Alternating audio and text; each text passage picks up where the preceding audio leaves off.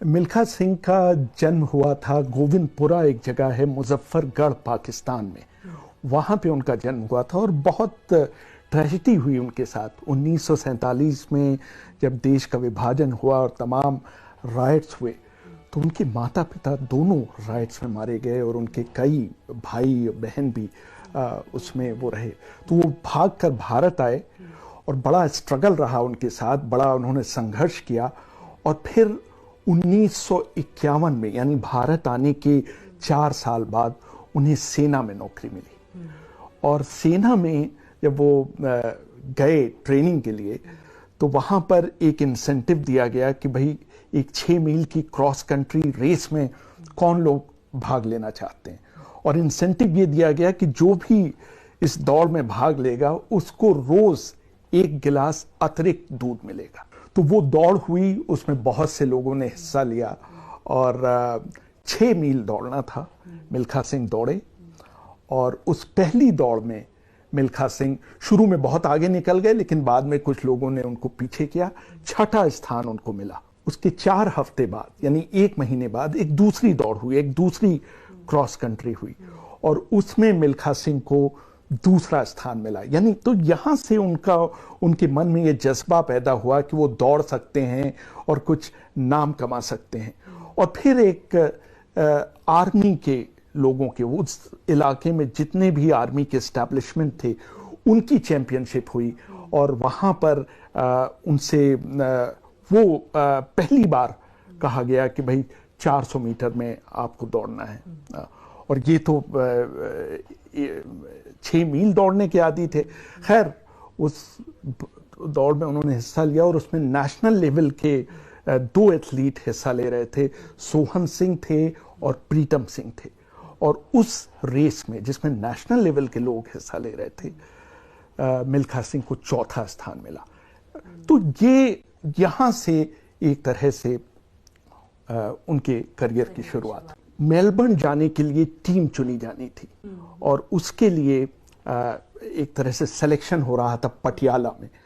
पटियाला में चोटी के 400 मीटर के जितने भी एथलीट थे सब मौजूद थे और वहाँ मिल्खा सिंह भी थे और बड़ा अच्छा प्रदर्शन उन्होंने किया। लेकिन फाइनल से 1 दिन पहले मिल्खा सिंह सो रहे थे, एकदम से कुछ लोग आए और उन्होंने मिल्खा सिंह के सिर पे कंबल डाला और उनकी पिटाई शुरू कर दी। जब अगले दिन ये रेस दौड़ी जानी थी और उसमें चोटी के कॉम्पिटिटर्स थे और डॉक्टर ने उनको साफ मना कर दिया कि आप इसमें नहीं हिस्सा ले सकते। लेकिन मिल्खा सिंह के करियर का सवाल था और जज्बे की भी बात थी। उन्होंने कहा कि चोटिल होने के बावजूद मैं इस दौड़ में हिस्सा लूंगा।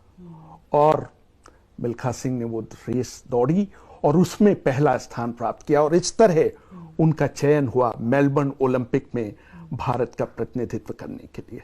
पहली बार जहाज पे बैठे और बिल्कुल थर-थर कांप रहे थे, वाहेगुरु वाहेगुरु प्रेयर कर रहे थे कि कहाँ किस मुसीबत में आ गए। उनको जो भारतीय टीम के मैनेजर थे उन्होंने टाई की नॉट बांधना सिखाया और किस तरह से टेबल मैनर्स, किस तरह से खाना खाया जाता है वो सिखाया।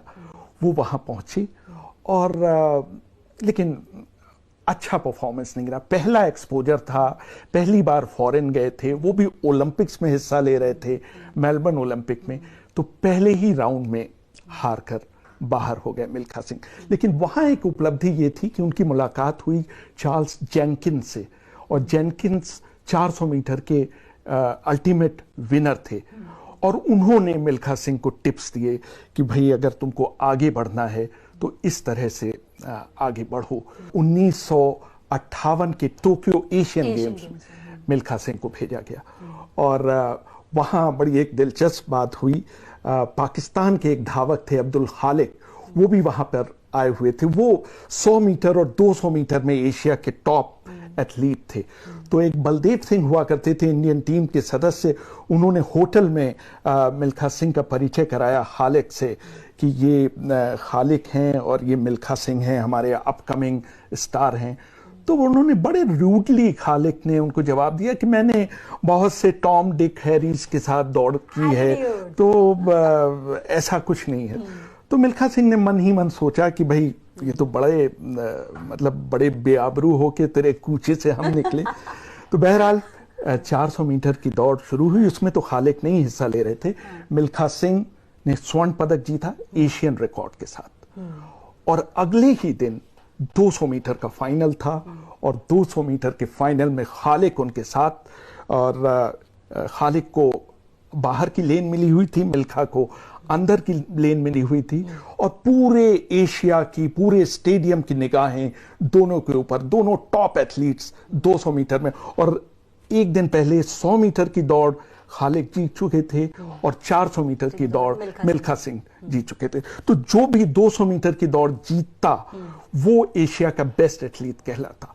और साहब जैसे ही ऑन द मार्क गए हैं और पिस्टल की आवाज के साथ दोनों ने दौड़ना शुरू किया है 100 मीटर तक, बिल्कुल stride to stride, neck to neck. और बिल्कुल साथ दोनों को अलग करना बिल्कुल मुश्किल था। लेकिन अब देखिए क्लाइमेक्स देखिए कि दौड़ खत्म होने में सिर्फ 4 मीटर बाकी हैं और तभी मिल्खा सिंह की मसल पुल होती है। उनका एक पैर दूसरे पैर में अटक जाता है और वो डिसबैलेंस होकर गिरते हैं, लेकिन उसको टेप को छू लेते हैं। और बिल्कुल तभी उसी समय खालिक की एंट्री होती है और खालिक भी उसको छू लेते हैं। और नतीजा ये होता है कि उस समय बिल्कुल पता ही नहीं चलता कि विजयी कौन हुआ है। Photo finish. और आधे घंटे तक दोनों सांस रोके इंतजार करते हैं कि भाई क्या डिबेट हुई। और आधे घंटे बाद उस पे फ्लैश चौंक घूमता है कि मिल्खा सिंह ने फोटो फिनिश से खालिक को हरा दिया है। कार्डिफ कॉमनवेल्थ गेम्स हुए थे वेल्स में 1958 में और उसमें भारत की तरफ से मिल्खा सिंह थे और दुनिया के कई नामी एथलीट उसमें हिस्सा ले रहे थे। और खासतौर से माल्कम स्पेंस जो साउथ अफ्रीका के एथलीट थे वो टॉप कंटेंडर माने जा रहे थे क्योंकि उनका रिकॉर्ड बेहतर था। और वहां पर मिल्खा सिंह सारी हीट्स में जीतते हुए फाइनल में पहुंचे। और फाइनल में और उनके कोच हार्वर्ड भी उनके साथ थे जो कि उनको ट्रेन कर रहे थे और वो सब उनकी प्रतिद्वंदियों की जो कमजोरियां हैं, खूबियां हैं, उनको ऑब्जर्व कर रहे थे। तो उनका ऑब्जर्वेशन था कि माल्कम स्पेंस के पास स्टेमिना है लेकिन स्पीड नहीं है। तो उन्होंने उनके लिए टेक्निक बताई कि मिल्खा तुम स्लो स्टार्ट मत करना, तुमको तेज स्टार्ट करनी है, यानी फुल ब्लास्ट शुरू में ही जाओ और शुरू के 300 मीटर में अपना सब कुछ झोंक दो और अपने आखिर के 100 मीटर में आगे बढ़ने की कोशिश करो। और जब वो ट्रैक पर पहुंचे हैं तो उन्होंने ईश्वर को याद किया, गुरु नानक को, गुरु गोविंद सिंह को और भगवान शिव को। और इसके बाद चुपचाप उन्होंने 1 मिनट मेडिटेट किया है और जैसे ही वो पिस्टल की आवाज सुनाई दी है और मिल्खा सिंह दौड़े। और बिल्कुल जैसे कि वो था, मिल्खा सिंह शुरू में बहुत आगे निकल गए और स्पेंस ने उनको पकड़ने की कोशिश की। बल्कि मैं जब चंडीगढ़ गया था तो मिल्खा सिंह से मेरी मुलाकात हुई, उन्होंने बिल्कुल इसको याद किया इस दौड़ को कि मेरे बिल्कुल 1 गज पीछे स्पेंस चल रहे थे और थप थप थप उनके पैरों की आवाज मुझे सुनाई दे रही थी। लेकिन वो लीड बरकरार रही, मिल्खा सिंह पहले नंबर पर आए, स्पेंस अपनी पूरी कोशिश के बावजूद दूसरे नंबर पर रह गए। और जैसे ही दौड़ खत्म हुई मिल्खा वहीं बेहोश होकर ट्रैक पर गिर गए और फिर उनको उठाया गया, फौरन ऑक्सीजन दी गई। और फिर जब वो होश में आए तब उनके सारे टीममेट्स ने उनको अपने कंधे पे उठा लिया। विजय लक्ष्मी पंडित हाई कमिश्नर होती थी भारत की ब्रिटेन में, वो दौड़ती हुई आई, जवाहरलाल नेहरू की बहन, उन्होंने उनको गले लगाया मिल्खा सिंह को और उन्होंने पूछा कि नेहरू जी ने पूछा है कि आपकी क्या इच्छा है, आपके साथ क्या किया जाए। तो देखिए मिल्खा सिंह की मासूमियत देखिए, वो कुछ भी मांग सकते थे लेकिन मिल्खा सिंह ने पता है क्या मांगा? क्या? उन्होंने कहा कि जब मैं भारत लौटूं उस दिन पूरे देश में छुट्टी कर दी जाए। 1960 रोम ओलंपिक्स, मैं नहीं थी वहां पे बट मेरे पापा मम्मी वगैरह बताते कि काफी ऐसा माहौल था। 1960 का रोम ओलंपिक। हाँ। जब मिल्खा सिंह पहुंचे हैं वहां पर, तो बड़ी उम्मीदें थी उनसे। वर्ल्ड रिकॉर्ड कई विश्व स्तर के खिलाड़ियों को हरा चुके थे, और लोग कहते हैं कि 80 दौड़ें इससे पहले हुई थी, उसमें 76 में उनकी जीत हुई थी। तो टॉप कंटेंडर थे, ऐसा नहीं कि, और तमाम रिकॉर्ड तोड़ रहे थे, यूरोपियन सर्किट में लगातार हिस्सा ले रहे थे, पीक फॉर्म में थे। और मिल्खा सिंह फाइनल में पहुंचे हैं इसमें, और फाइनल में कार्ल कॉफमैन थे जर्मनी के वर्ल्ड रिकॉर्ड होल्डर, और इसके अलावा ओटिस डेविस थे अमेरिका के। ये दौड़ हुई और मिल्खा सिंह ने पूरी ताकत लगा दी और 250 मीटर तक वो लीड कर रहे थे इस उसमें। और तभी मिल्खा सिंह को ये एहसास हुआ, उन्होंने खुद मुझे बताया कि अगर मैं इसी स्पीड से दौड़ता रहा तो शायद मैं इस दौड़ को पूरा नहीं कर पाऊंगा, मेरे फेफड़े फट जाएंगे। उन्होंने सोचा तो उन्होंने अपने को स्लो डाउन किया, और न सिर्फ स्लो डाउन किया बल्कि उन्होंने एक स्प्लिट सेकंड के लिए पीछे मुड़ के भी देखा।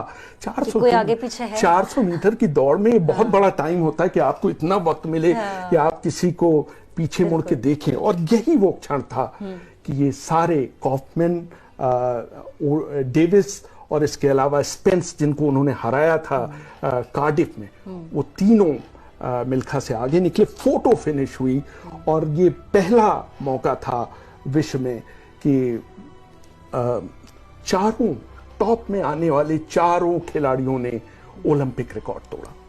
मिल्खा सिंह ने भी ओलंपिक रिकॉर्ड तोड़ा, और ओलंपिक रिकॉर्ड 45.9 सेकंड का था, इन्होंने बनाया 45.73 सेकंड का।